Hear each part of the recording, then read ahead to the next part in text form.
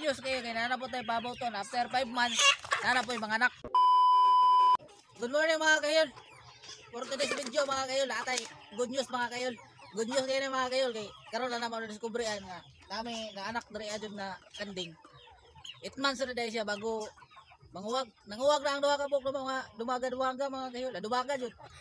Kay nanguwag naman. Mga kayol. Ana, isa mga kayol, nga walay sungay. Wala dumaga diri mga kayol. Gamay-gamay do siya mga kayol, bro. Nanguwag na, good news kayo. 8 months na imo pabuton.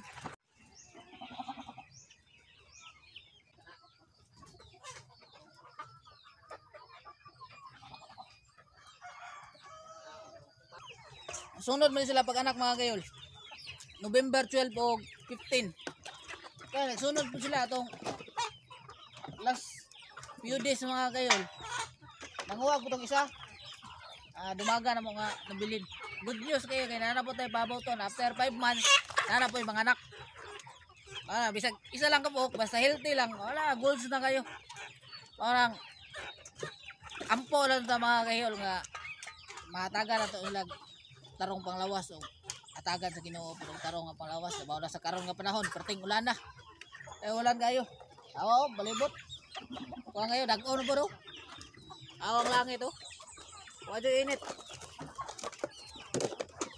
mga kayol kanatapad sa amang imurako mga kayol muna yun na nang wag kanang katong nasunahan mga kayol nga dumaga pauputoy nang wag na mga kayol muna yung gidiran. Dugmay ba sa tanawan mga kahiyol pero 8 months na. Kaya nasalo man sa kuan inbred.